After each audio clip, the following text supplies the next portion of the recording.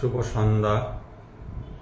পরমেশ্বর ভগবানকে স্মরণ করে আমরা আজকের অনুষ্ঠান আরম্ভ করছি।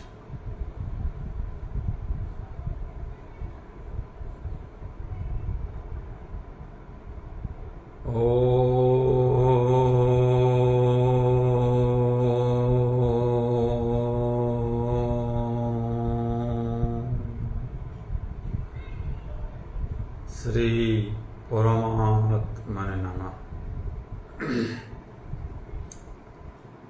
স্বরূপ চিন্তনের মাধ্যমে আমরা আমাদের অনুষ্ঠান শুরু করব। আমি শক্তিশালী আত্মা, আমি শক্তিশালী আত্মা, আমি দেহ নই, মন নই, বুদ্ধি নই, আমি নিত্য শুদ্ধ বুদ্ধ মুক্ত আত্মা, আমি সৎ চিৎ আনন্দময়। এর আগের দিন ফেসবুক লাইভ অনুষ্ঠানে আমরা শ্রীমদ্ ভাগবত গীতার 7ম অধ্যায় অর্থাৎ জ্ঞান বিজ্ঞান যুগে 12 নম্বর শ্লোকটি পর্যন্ত আলোচনা করেছিলাম। আজ আমরা 13 নম্বর শ্লোক থেকে আলোচনা শুরু করব। আসুন দেখি 13 নম্বর মন্ত্রে ভগবান শ্রীকৃষ্ণ কি বলছেন। ত্রিবি গুণময় ভাবৈ এভি সর্বমিদং জগৎ মোহিতম নাভিজানাতি মামেভ্য পরম অব্যয়ম। ত্রিবি, তিন। ত্রিবি শব্দের অর্থ হচ্ছে তিন। গুণময়, গুণের দ্বারা, অর্থাৎ তিনটি গুণের ধারা। ভাবই, ভাবের ধারা, তিনটি গুণের ভাবের ধারা। এবি, এই। সর্বম, সমগ্র। ইদম, জগৎ, এই জগৎ। তিনটি গুণের ভাবের ধারা এই সমগ্র জগৎ মোহিতম, মোহিত হয়ে আছে। ন অভিজানাতি, জানতে পারে না। মাম, আমাকে, মানে ভগবান শ্রীকৃষ্ণকে। মামেভ্য,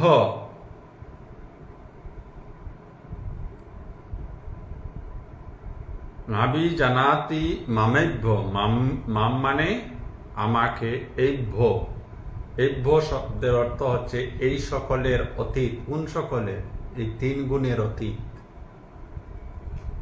পরম অব্যয়ম, পরম অব্যয়। খুব সুন্দর একটি শ্লোক। ভগবান শ্রীকৃষ্ণ বলছেন সে এই জগৎ তিনটি গুণের ধারা মোহিত হয়ে আছে। সত, রজ, তম গুণের ধারা। জগৎ মোহিত হয়ে থাকা মানে আমরাও মোহিত হয়ে আছি। অর্থাৎ যার ঈশ্বরের প্রতি অনুরাগ হয়নি তিনি বা সেই সকল ব্যক্তিরাই জগতের তিন গুণের দ্বারা মোহিত হয়ে আছেন। আর যারা এইভাবে জগতের তিনটি গুণের দ্বারা মোহিত হয়ে আছেন তারা ভগবান শ্রীকৃষ্ণকে জানতে পারেন না, যে ভগবান শ্রীকৃষ্ণই পরম প্রাপ্তব্য বস্তু এবং তার বিনাশ হয় না বা ক্ষয় হয় না।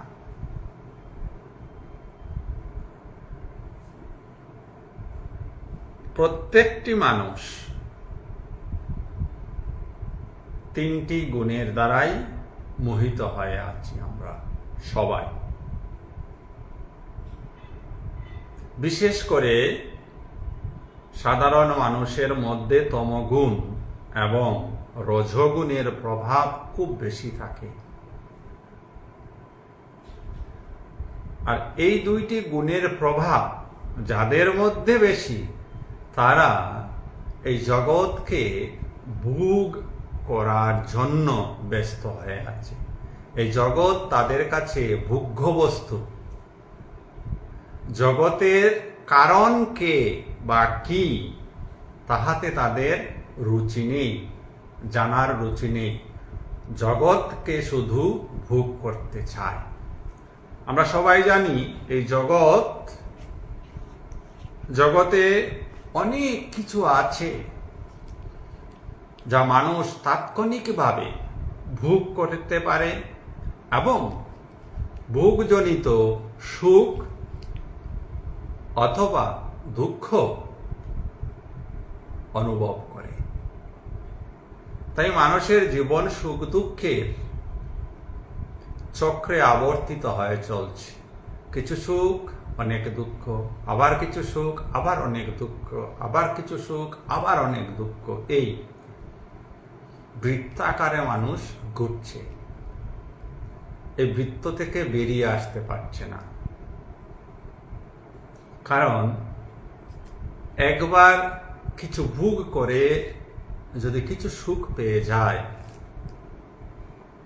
তো আরো অধিক প্রাপ্তির জন্য সেই বস্তুটা বা সেই ব্যক্তিটা বা সেই জিনিসটা সে আরো বেশি প্রবলভাবে কর্মে লিপ্ত হয়ে যায়। এইবার পেয়েছে, নেক্সট বার যে পাওয়া যাবে তার কোনো কিন্তু ঠিক নেই। তো পাচ্ছে না, দুঃখিত হয়ে যাচ্ছে। যদি বা পেয়ে যায়, ক্ষণিকের সুখ হচ্ছে। যতটুকু পেল তাতে সুখী নয়, তার চাইতে আরো অধিক চাই। তাই সে আরো অধিক ভাবে নিজেকে জগতের জঞ্জালের মধ্যে জড়িয়ে।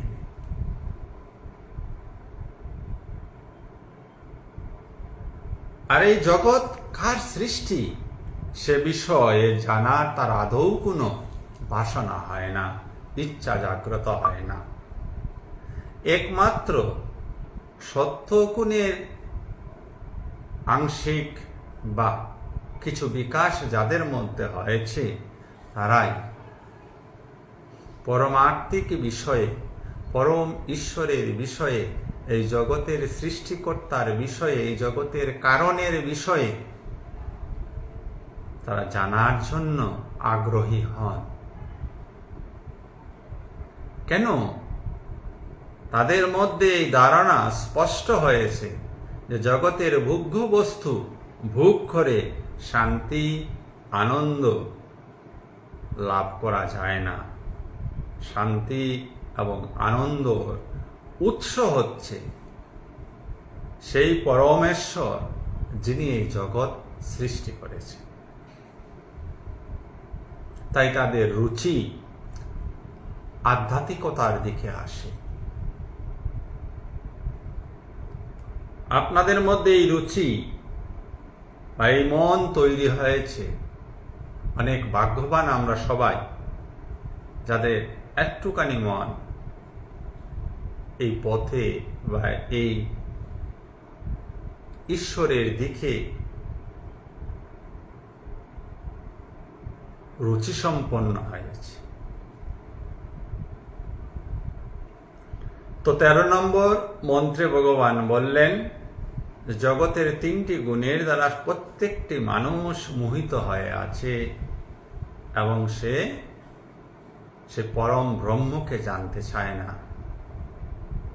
যে পরম ব্রহ্মই এই জগতের সৃষ্টির কারণ, তিনি পরম প্রাপ্তব্য এবং অবিনাশী।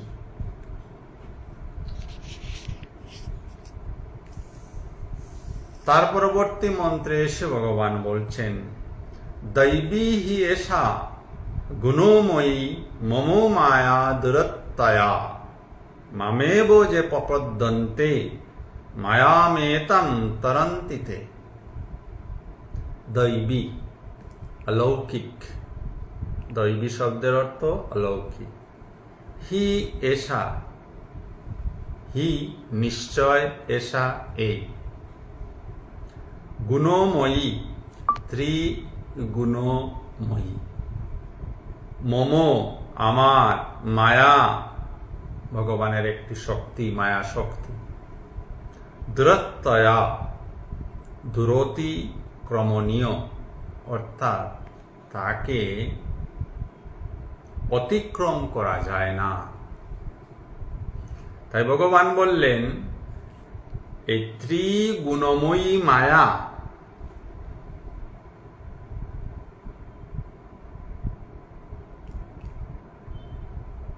যাকে তিনি অভিহিত করেছেন দৈবী মায়া হিসাবে,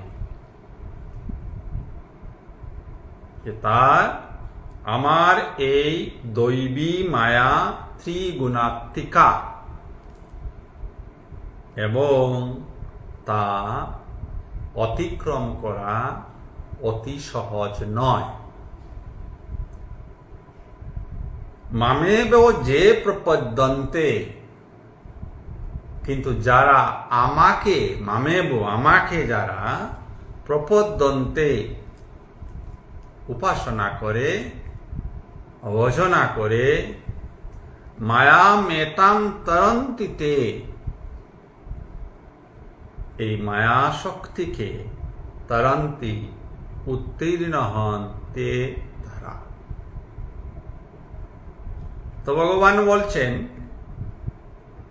যে যারা ভগবানের উপাসনা করেন, ভজনা করেন, চিন্তন করেন।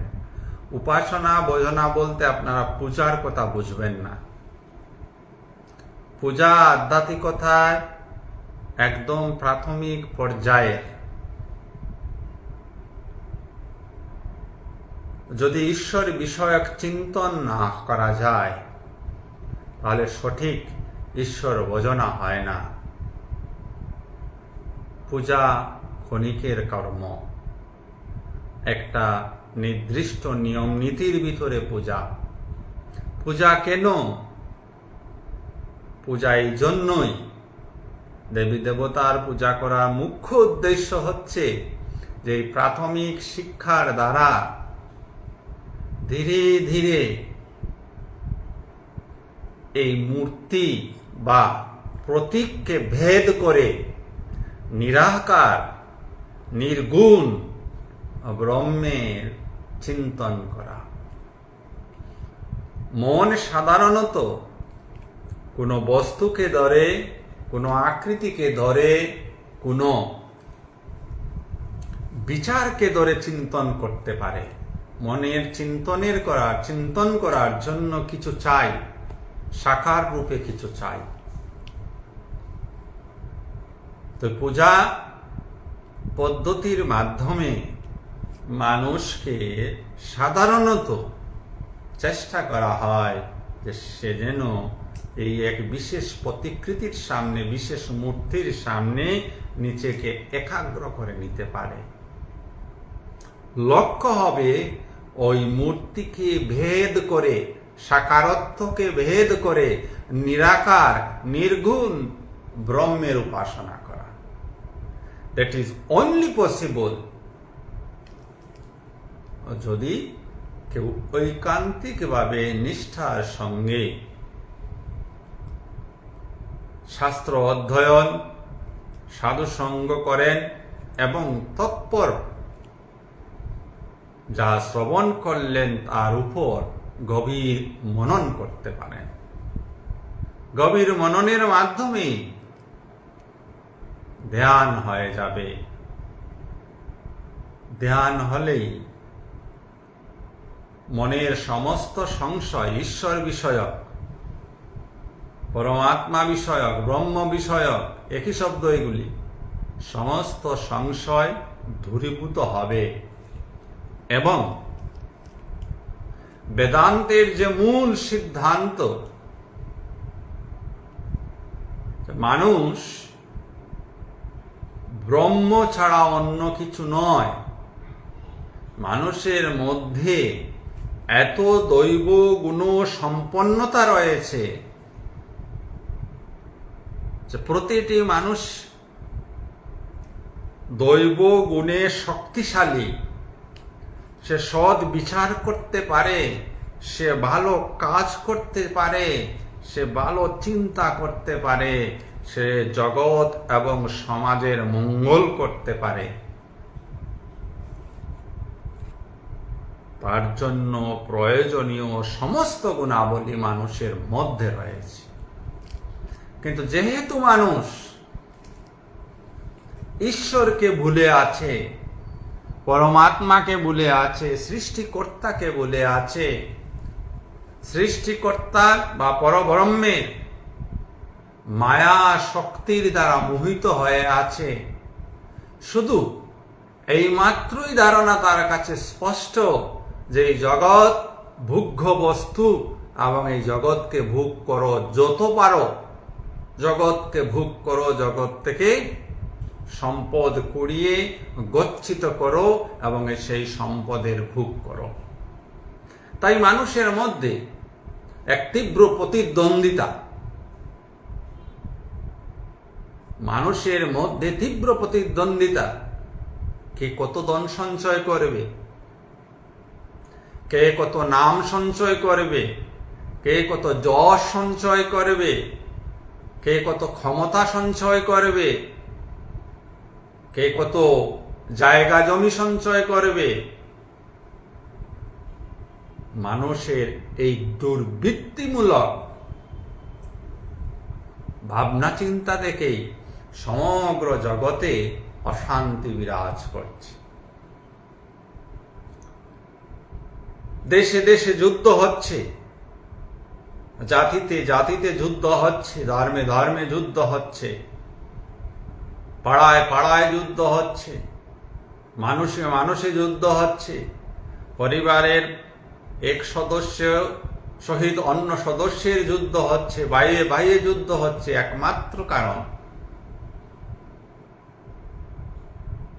জগৎ ভোগের অধিকারকে সাব্যস্ত করা, অন্য কোনো কারণ নেই। কোনো ধর্ম মানুষকে অত্যাচারী হতে শেখায়নি। কোন ধর্ম মানুষকে অন্য মানুষের প্রতি নির্দয় ভাব, অন্য মানুষের প্রতি নির্যাতনের ভাব, অন্য মানুষকে দমন করার কোনো শিক্ষা দেয়নি। তাহলে এই শিক্ষা মানুষ পেল কোথা থেকে? এই শিক্ষা মানুষ তার প্রাকৃতিক গুণ অনুসারে লাভ করেছে। প্রাকৃতিক গুণ 17তম গুণ। শতগুণ সত্যগুণ মানুষকে সাত্ত্বিক করতে করে ভালো মানুষ করে তুলে। বাকি দুটা গুণ মানুষকে জগতের দিকে ঠেলে দেয়, ভোগের দিকে ঠেলে দেয়। সাত্ত্বিক গুণ মানুষকে ঈশ্বরের সঙ্গে যুক্ত হওয়ার দিকে এগিয়ে দেয়।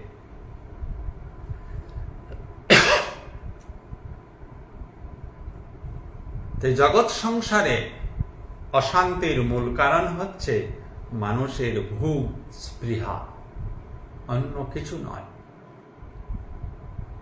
তিনিই ধার্মিক, সে কোনো ধর্মাবলম্বী হন না কেন, যার ভোগ স্পৃহা নিবৃত্ত হয়েছে। ভোগ বলতে শুধু খাওয়া দাওয়ার কথা যেন না বুঝি, ধন সম্পদের কথা যেন না বুঝি। ভোগের এক ব্যাপক অর্থ রয়েছে।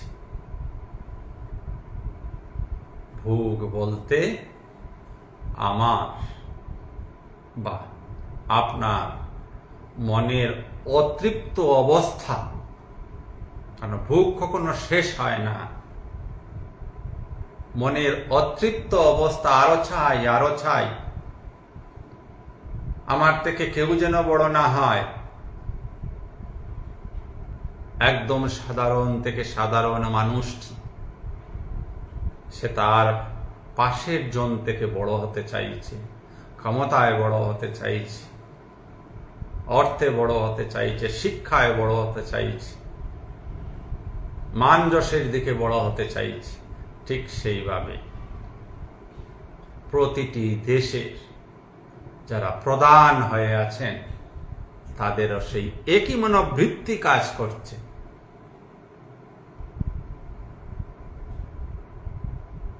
আমি শ্রেষ্ঠ হব। তখন তার শ্রেষ্ঠত্ব কোথায়?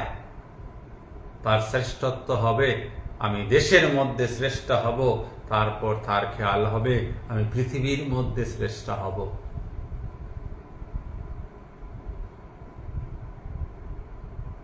ঠিক একটি পাড়ার মধ্যে একটি মানুষ চায় সবাইকে দমিয়ে, সবাইকে ডমিনেট করে সে শ্রেষ্ঠের আসন লাভ করে। আরো মাইক্রো লেভেলে যদি দেখেন, পরিবারের মধ্যে যদি 5 জন সদস্য আছে, একজন চাইছে সবাইকে ডমিনেট করবে। ডমিনেশন যেখানে আসবে সেখানেই বিবাদের সূত্রপাত। মানুষ কোঅপারেটিভ হবে, কোঅপারেশনে মানুষের বিশ্বাস হওয়া উচিত ছিল, এটাই শাস্ত্র বলেছেন। কিন্তু দুর্ভাগ্য, মানুষ পূর্ণ বিপরীতমুখী অবস্থানে রয়েছে। তাই কিসের জন্য এইসব হচ্ছে? শাস্ত্র বলছেন মানুষের মধ্যে অজ্ঞানতা। অজ্ঞানতা মিন্স সে জানতে চায় না নিজেকে, সে দেশ দোষের কথা জানতে চায়।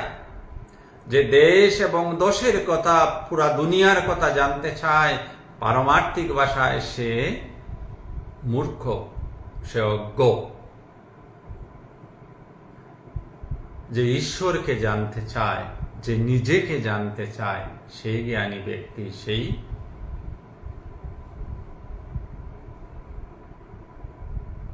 প্রকৃত মানুষ।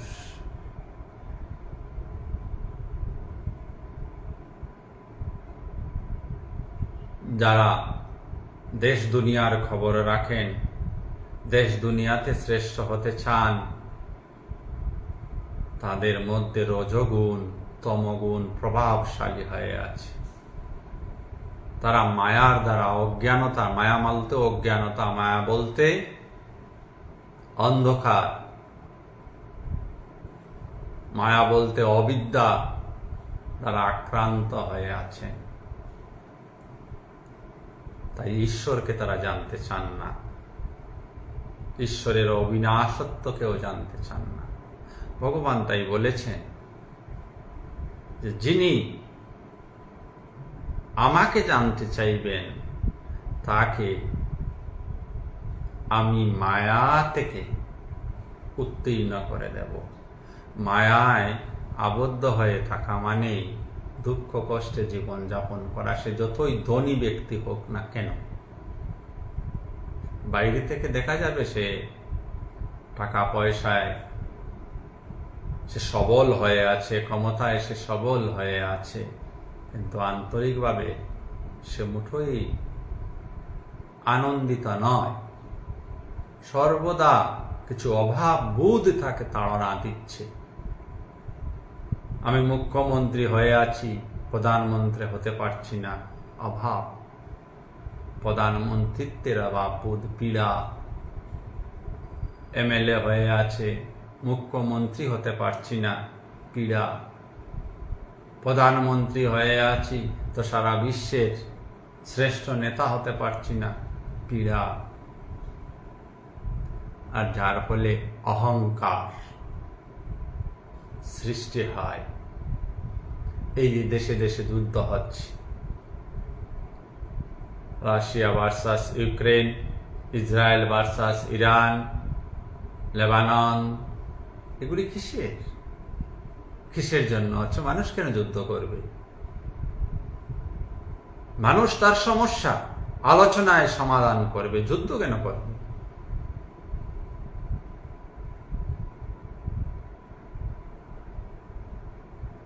একটি সহজ সরল শব্দকে নেওয়া হয়েছে, সাধারণ মানুষকে এর মধ্যে ভুলিয়ে রাখা হচ্ছে।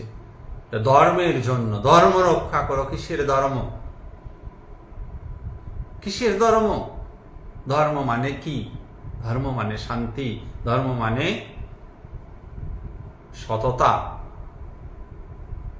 তো কোন ধর্ম আমরা ধারণ করে আছি? অন্যকে ধ্বংস করার ধর্ম, অন্যকে জ্বালাতন দেওয়ার ধর্ম, অন্যের উপর প্রভুত্ব করার ধর্ম। সারা সংসার জুড়ে এই ধর্ম নিয়ে মানুষ আছে। সারা সংসারে কোথাও শান্তির ধর্মকে, সহিষ্ণুতার ধর্মকে, সহযোগিতার ধর্মকে ধারণ করে খুব খুব অল্প সংখ্যক মানুষ রয়েছে। ইহাই ধর্মের মূল ভিত্তি। তথাকথিত ধর্মের নামে যে উন্মাদনা, সাধারণ মানুষ সেই উন্মাদনার শিকার হচ্ছে, আর তথাকথিত ধার্মিকরাই এই উন্মাদনার সৃষ্টি করছেন নিজ নিজ স্বার্থ পূরণের জন্য, নিজ নিজ অহংকারকে প্রতিষ্ঠিত করার জন্য, নিজ নিজ অহংকারকে সমাজের বুকে, পৃথিবীর বুকে প্রতিষ্ঠিত করার জন্য। তাই ভগবান তার পরবর্তী মন্ত্রে কি বলছেন আসুন দেখি। 15 নম্বর মন্ত্রে এসে ভগবান বলছে, নো মাম দুষ্কৃত ন মূঢ়াঃ প্রপদ্যন্তে নরাধমাঃ মায়া অপহৃতা জ্ঞানঃ আসুরম ভাবম আশ্রিতাঃ। নো মাম, নো মানে না, মাম আমাকে, দুষ্কৃতই ন দুষ্কৃতকারী, মূঢ়া মূঢ় অজ্ঞ, প্রপদ্যন্তে ভজনা করে বা শরণাগত হয়, নরাধম নিকৃষ্ট নরগণ, নিকৃষ্ট মূর্খ দুষ্কৃতিকারী, যাদের জ্ঞান মায়ার দ্বারা অপহৃত হয়েছে, তারা ঈশ্বরের আরাধনা করে না। তাই বলবেন আপনারা, সব মানুষই তো মন্দির মসজিদ গির্জায় দৌড়াচ্ছে। হিন্দু হলে সকাল সন্ধ্যা মন্দিরে যাচ্ছে, মুসলিম হলে 5 বার নামাজ পড়ছে, খ্রিস্টান হলে গির্জায় যাচ্ছে। যদি সত্যিকারে হিন্দুরা মন্দিরে যেত, মুসলিমরা সত্যিকারের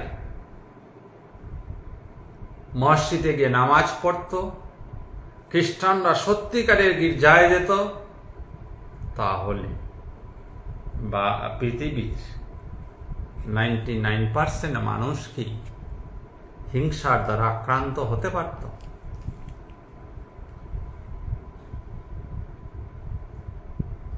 তাহলে হচ্ছেটা কি? সবাই যাচ্ছেন মন্দিরে, যিনি যাচ্ছেন তিনি তার কামনা বাসনা নিয়ে যাচ্ছেন, মসজিদে যিনি যাচ্ছেন তিনিও তার কামনা বাসনা পূর্ণ করার জন্য যাচ্ছেন, আর গির্জায় যিনি যাচ্ছেন তিনিও তার কামনা বাসনা পূরণ করার জন্য যাচ্ছেন। প্রকৃত জ্ঞান লাভের জন্য নয়। শাস্ত্রাদি পঠন হচ্ছে প্রত্যেক ধর্মেই, অধ্যয়ন করছেন মানুষ, কিসের জন্য? কিছু তো বদ্ধমূল ধারণা যুগ যুগ থেকে মানুষের মধ্যে দিয়ে আসা হয়েছে। এই গ্রন্থ পড়ো, এই কানা পড়ো, এই কাজটি করো, না হলে ভয় দেখানো হয়েছে যে মৃত্যুর পর তোমাকে বড় শাস্তি পেতে হবে। আরে মৃত্যুর পর শাস্তি তো হবে কি হবে না তা আজ পর্যন্ত এসে কেউ বলেনি। মৃত্যুলোক থেকে মৃত্যুর পরে কেউ এসে আজ পর্যন্ত বলেনি যে আমার মৃত্যু হয়েছিল, তারপর আমি ওইখানে গিয়েছিলাম, আমাকে এইভাবে কষ্ট পেতে হয়েছে। আমি কারো ধর্মীয় বিশ্বাসে আঘাত করছি না, ভাবলাম একবার হলোই।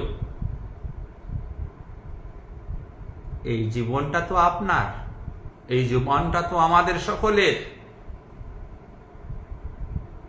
মৃত্যুর পরে কি হবে দেখা যাবে, কাল কি হবে দেখা যাবে। আজ এই মুহূর্তটা আমাদের সকলের হাতে রয়েছে। This moment we can make it beautiful. এই জন্মটাকে আগে বিউটিফুল করি, এই জন্মটাকে আগে সুন্দর করি। তাই যে বদ্ধমূল কিছু ধারণা দেওয়া হয়েছে, ওই জন্য মানুষ অর্থ বুঝুক আর না বুঝুক শাস্ত্র অধ্যয়নরত, প্রকৃত জ্ঞান হচ্ছে না। বেশভূষাধারী পণ্ডিতরা, সাধুরা ছলে বলে কৌশলে বিভিন্নভাবে সাধারণ মানুষকে ধর্মের এই সাধারণ অর্থকে মানুষের কাছে উপস্থাপনা করছেন নিজেদের সুবিধা অনুসারে, যাকে ওই মানুষটাকে ডমিনেট করে রাখা যায়। খ্রিস্টান ধর্মের পাদ্রীরা, মুসলিম ধর্মের মৌলবীরা, হিন্দু ধর্মের পুরোহিতরা বা সাধুরা সবাই তথাকথিত। পূর্ণ জ্ঞান কাহারও নেই। বিশাল শাস্ত্রের যে মূল বক্তব্য, সেই বক্তব্য থেকে সবাই ভ্রষ্ট হয়ে ভ্রষ্ট জ্ঞান সাধারণ মানুষের মধ্যে বিতরণ করা হচ্ছে। সাধারণ মানুষের কাছে সেই সময়ও নেই যে কি লেখা আছে শাস্ত্র গ্রন্থখানায়, তার ভাবার্থ কি। তাই আমরা অসহায় হয়ে যাই। পণ্ডিতের কাছে আমি অসহায়, আমি তো কিছু জানি না, তিনি যা বললেন আমি তাই করি। যদি হিন্দু হন তিনি পণ্ডিতের কাছে অসহায়, মুসলিম হন তিনি মৌলবীর কাছে অসহায়, খ্রিস্টান হন তিনি পাদ্রীর কাছে অসহায়। কারণ যুগ যুগ থেকে কিছু শেখানো হয়েছে, আর এই গতানুগতিক ধর্মীয় পদ্ধতি থেকে কেউ বেরিয়ে আসছেন না। লোকে কি বলবে, লোকে যে অধার্মিক বলবে।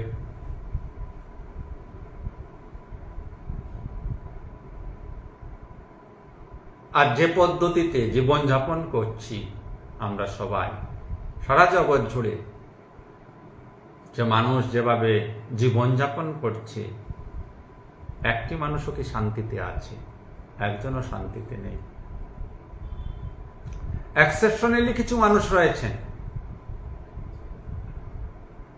যারা এই জগতের বিষয় থেকে নিজেকে নিবৃত্ত করে নিয়েছেন। সৃষ্টিকর্তার পরম কৃপাতে যাদের মন সৃষ্টিকর্তার প্রতি রুচি সম্পন্ন হয়েছে, একমাত্র সেই ব্যক্তিরাই আনন্দ এবং শান্তির সঙ্গেই জীবন বাঁচছে। আপনি সাধারণভাবে, আমরা সাধারণভাবে সেটা অনুভব করতে পারবো না, কারণ আনন্দ এবং শান্তির প্রকাশ করা সম্ভব নয়।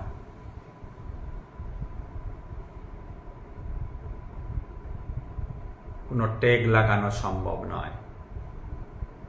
জাগতিক আনন্দ উল্লাসের আমরা প্রকাশ কিভাবে করি? নেচে, গেয়ে, খেয়ে, বাস।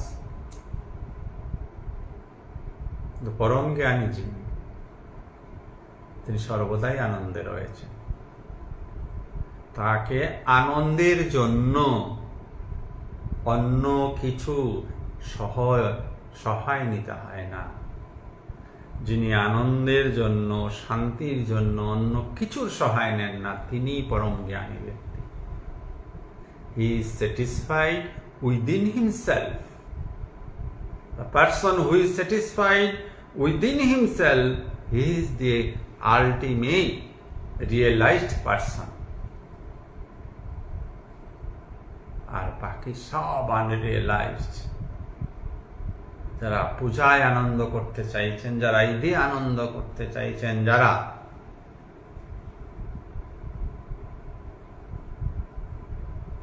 এই ক্রিসমাসে আনন্দ করতে চাইছেন, তারা কি একটা কিছু চাই আনন্দ করার জন্য, কি বাইরের একটা কিছু চাই, কিছু উপকরণ চাই আনন্দ করার জন্য?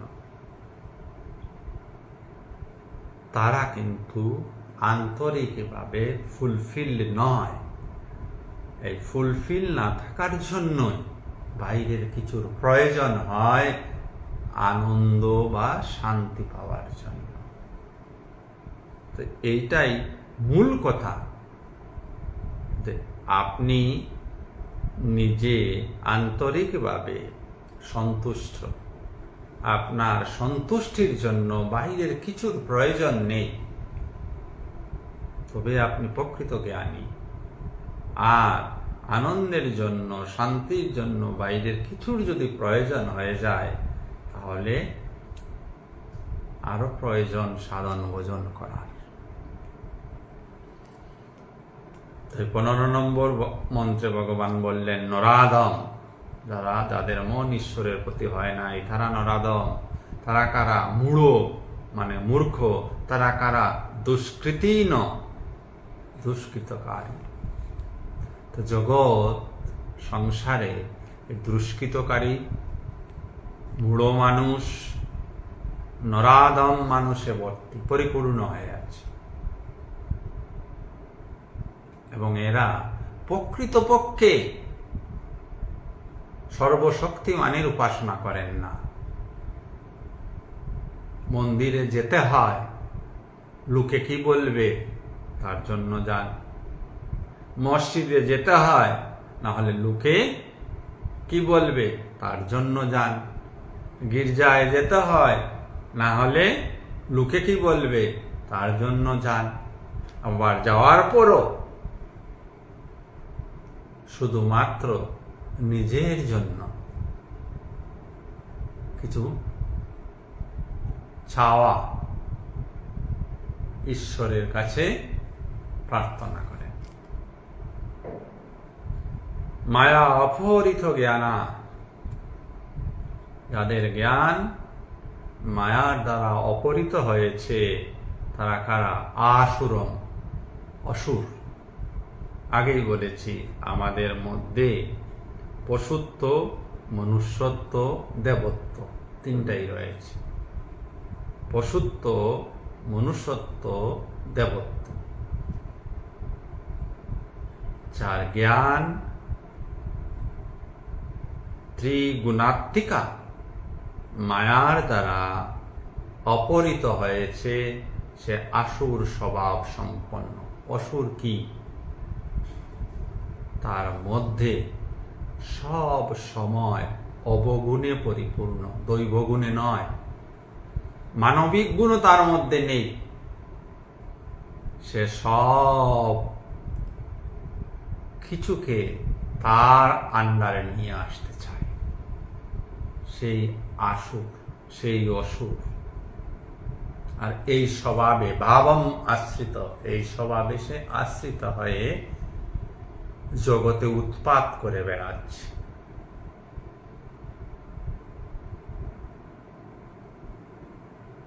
তো ভগবানের শরণাপন্ন কারা হয় না? যারা অসুর স্বভাবের, যারা মূঢ়, যারা নরাধম, যারা দুষ্কৃতকারী, তারা ভগবানের শরণাপন্ন হয় না। আমাদের আজকের ক্যাপশন ছিল কারা ভগবানের ভজনা করেন। তার আগে আমরা পেয়ে গেলাম কারা ভগবানের ভজনা করেন না। মূঢ় ব্যক্তি, নরাধম ব্যক্তি, দুষ্কৃতকারী এবং অসুর স্বভাব সম্পন্ন মানুষেরা ভগবানের ভজনা করেন না। তার পরবর্তী মন্ত্র, যার উপর আমাদের আজকে ক্যাপশনটি ছিল, 16 নম্বর মন্ত্র। সেখানে ভগবান বলছেন, চতুর্বিধা ভজন্তে মাম জনাঃ সুকৃতিন অর্জুন আর্ত জিজ্ঞাসুর অর্থার্থী জ্ঞানী চ ভরতস্যব। চতুর্বিধা, চারি ধরনের বা 4 ধরনের, ভজন্তে ভজনা করেন, মাম ঈশ্বরকে, জনা ব্যক্তিগণ, সুকৃতিন পুণ্য কর্মা, অর্জুন হে অর্জুন, হে অর্জুন পুণ্য কর্মা 4 ধরনের ব্যক্তি ভগবানের উপাসনা করেন। তারা কারা? আর্ত, আর্ত অর্থার্থী, আর্ত অর্থার্থী, জিজ্ঞাসু এবং জ্ঞানী। এবার আর্ত কারা? আর্ত বলতে ওই যে অল্প আগে বলেছি আমরা, সব মানুষ মন্দির মসজিদ গির্জায় যাচ্ছে, তার মধ্যে অধিক সংখ্যক মানুষ আর্ত ক্যাটাগরির মানুষ।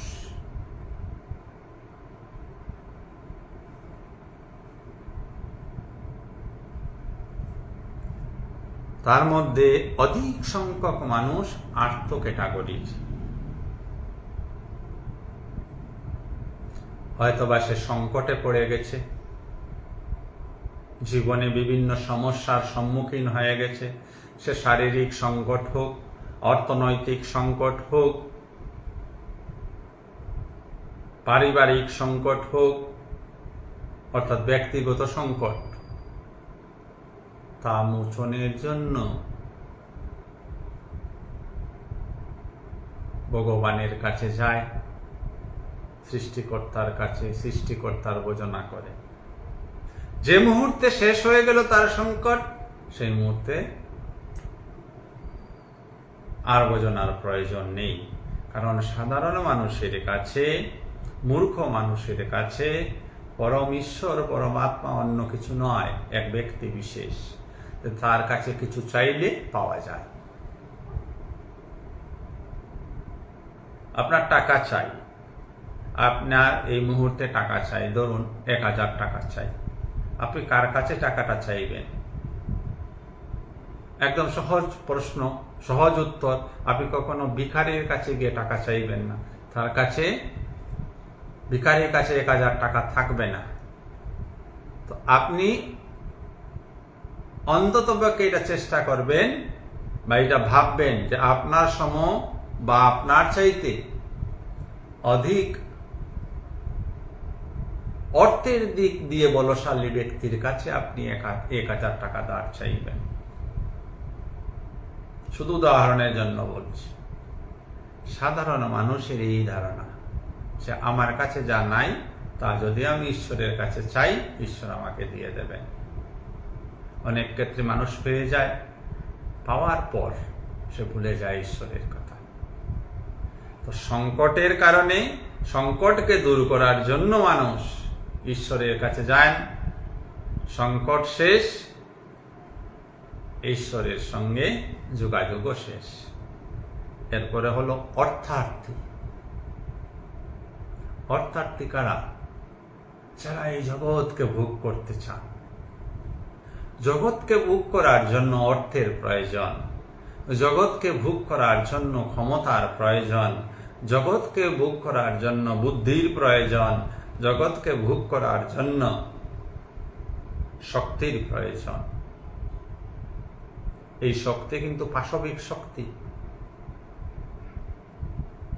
দৈব শক্তির কথা বলছি না, আসরিক শক্তির প্রয়োজন। তারা যাচ্ছে, পেয়ে গেল, শেষ। ঈশ্বর সম্পর্কে আর তার রুচি নেই। আবার যদি সংকট পড়ে আবার সে যাবে। তারপরে আসছে জিজ্ঞাসু। এই জিজ্ঞাসু উন্নত মানের ভোজনাকারী। তার মনে জিজ্ঞাসা এসেছে, জগতে তো সবকিছু করে দেখলাম, শান্তি পাচ্ছি না, আনন্দ পাচ্ছি না। প্রতিটি মানুষের জীবনের মুখ্য উদ্দেশ্য শান্তি এবং আনন্দ। শান্তি এবং আনন্দ পাওয়ার নিমিত্তেই প্রতিটি মানুষ দিবারাত্র কাজ করে চলছে, অন্য কোনো কারণ নেই। তো এইভাবে দিবারাত্র কাজ করে যে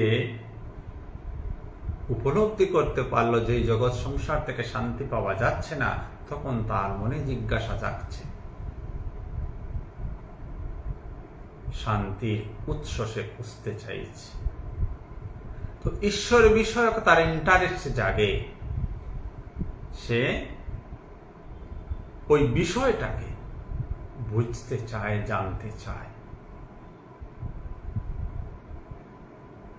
আগের দুই প্রকার আর্থ এবং অর্থার্থী থেকে অনেক উন্নত মানের হলো জিজ্ঞাসুজন। এই জিজ্ঞাসাই তাকে একদিন ঈশ্বরের সন্নিকটে নিয়ে যাবে, তার আত্মজ্ঞান লাভ হবে, সে ঈশ্বর দর্শন করবে যদি কন্টিনিউটি রাখে, শ্রদ্ধাবান হয়, নিষ্ঠাবান হয়। চতুর্থ শ্রেণীতে যারা রয়েছেন বা 4 নম্বর ক্যাটাগরিতে, তারা হচ্ছেন জ্ঞানী। জ্ঞানীকে যিনি অলরেডি জেনে গেছেন। জ্ঞানী হয়তো একদিন জিজ্ঞাসু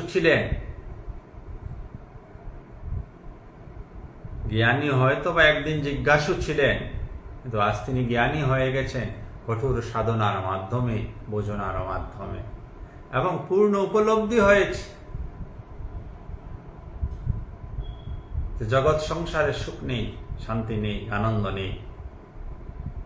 জগতের ভোগ্য বস্তু ভোগ করে সুখ শান্তি আনন্দ পাওয়া যায় না। যিনি নিশ্চিত হয়ে গেছে এবং সুখ শান্তির মূল আশ্রয়স্থল হচ্ছে পরমপিতা পরমাত্মা, তিনি যথার্থভাবে ঈশ্বরের ভজনা করে। প্রথম 2 ক্যাটাগরির দাদা শুধু স্বার্থের জন্য করেন, স্বার্থ শেষ, স্বার্থ যদি পূর্ণ হয়ে গেল শেষ, স্বার্থ যদি পূর্ণ না হয় তাহলেও শেষ, শেয়ার করবে না। তাই দেখবেন বড় বড় মন্দিরে বড় বড় নেতাদের বড় ভিড়, বড় বড় ধনসম্পদশালী মানুষের ভিড়, ক্ষমতাশালী মানুষের ভিড়। কেন? একই উদ্দেশ্য, এরা অর্থার্থীর মধ্যে আসছেন। অর্থার্থী বলতে গরিব মানুষগুলোকে শুধু বুঝবেন না, আর্থ মানুষ বলতে ওই গরিব মানুষগুলোকে শুধু বুঝবেন না, ধনী, জাগতিকভাবে ধনী, শিক্ষায় ধনী, অর্থে ধনী, ক্ষমতায় ধনী, যাদেরকে পারমার্থিক ভাষায় আর্থ অর্থার্থী বলা হচ্ছে, তাদের লম্বা লাইন থাকে। আরো চাওয়া কখনো পাওয়াতে পরিপূর্ণ হয়, কখনো বা হয় না। যদি হয় না, ছেড়ে দিলেন। তিনিই প্রকৃত ভজনাকারী, যিনি জ্ঞান প্রাপ্ত হয়েছেন, জ্ঞান লাভ করেছেন, জ্ঞানের উপলব্ধি হয়েছে যে সুখ, শান্তি, পরম আশ্রয়স্থল ঈশ্বর এবং ঈশ্বরকেই ভজনা করতে হবে। ঈশ্বরকে ভজনা করা মানে কোনো কাল্পনিক কিছুকে ভজনা করা নয়, নিজেকে নিজের মধ্যেই যে ঈশ্বরীয় শক্তিগুলি আছে, নিজের মধ্যেই যে দৈব গুণগুলি আছে, ওইগুলির বিকাশ করা। সাধারণ মানুষ কিভাবে সাধারণ মানুষের কল্পনায় ভাবনায় সার্বক্ষণ হিংসা, লোভ, কাম, ক্রোধ ইত্যাদি। জ্ঞানী মানুষ সর্বদা নিজের মধ্যে দয়া, ক্ষমা, পরোপকারিতা, ধৈর্য, সহিষ্ণুতা, এই দৈব গুণগুলি বিকাশ করছে। আর এই গুণগুলি যত যত বিকাশ প্রাপ্ত হবে, সেই ব্যক্তিটির মধ্য দিয়ে ঈশ্বরীয় গুণগুলি প্রকটিত হবে এবং তিনি প্রকৃত জ্ঞানী রূপে এই জগতে মানুষের কাছে পরিচিতি লাভ করেন এবং পূজনীয় হয়ে থাকেন। যত যত মহাপুরুষ, শ্রেষ্ঠ পুরুষ, তারা সবাই দৈব গুণের বিকাশের মাধ্যমেই হয়েছে। জাগতিকভাবে যাদেরকে শ্রেষ্ঠ বলা হয়, তাদেরকে মানুষ বেশি দিন স্মরণে রাখে না। কেন রাখেন না? কারণ ওই মানুষটি অন্য মানুষকে বিভিন্নভাবে নির্যাতন করেছে। হিটলারের নাম সবাই জানি, স্টালিনের নাম সবাই জানি।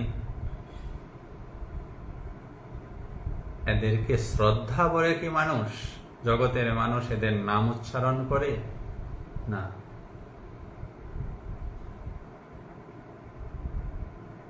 তারা সাধারণ মানুষের, অন্য মানুষের নির্যাতনকারী হিসাবে আখ্যায়িত হয়ে আছে এই জগতে। তাদের মধ্যে কি গুণ বিরাজ করছিল? আসরিক গুণ, যে ষড় রিপু, 6টি রিপু, ওই রিপু তাদের মধ্যে বলবান ছিল। তো রিপুকে দমন করে দয়া, ক্ষমা, ধৈর্য, সহিষ্ণুতার ওই দৈব গুণগুলি যিনি বিকাশ করতে পারেন, তিনি সমাজের প্রকৃত মঙ্গলকারী, তিনি জগতের মঙ্গলকারী। তাদের দ্বারাই এই জগৎ এখনো অস্তিত্ববান হয়ে আছে। অসুর জাতীয় মানুষের যদি প্রভাব আরো বৃদ্ধি পায়, জগতে আরো অশান্তি হবে। সে অশান্তি থেকে জগৎকে কখনো আটকানো যাবেই না।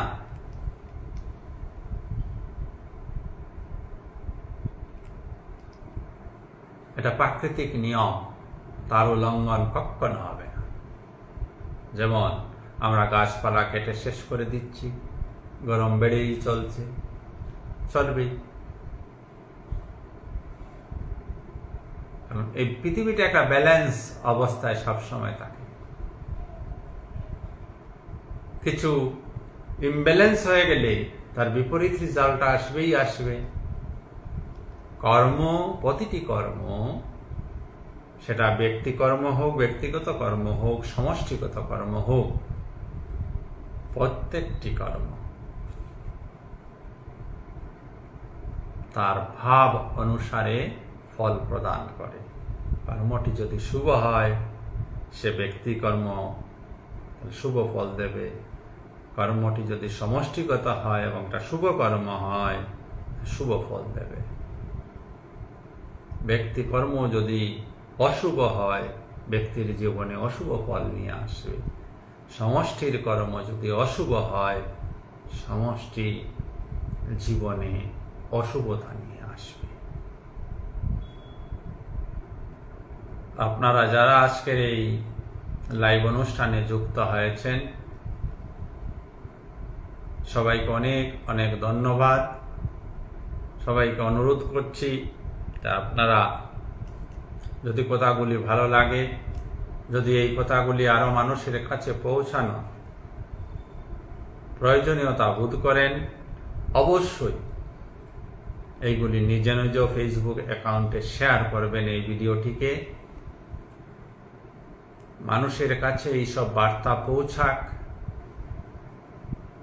এটা আমাদের সকলের দায়িত্ব এবং কর্তব্য।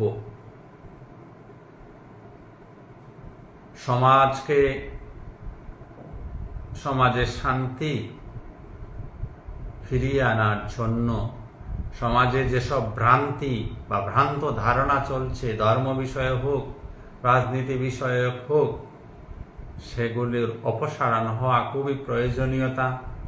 আর তার জন্য আমাদের প্রত্যেককে সচেতন হতে হবে। কারা?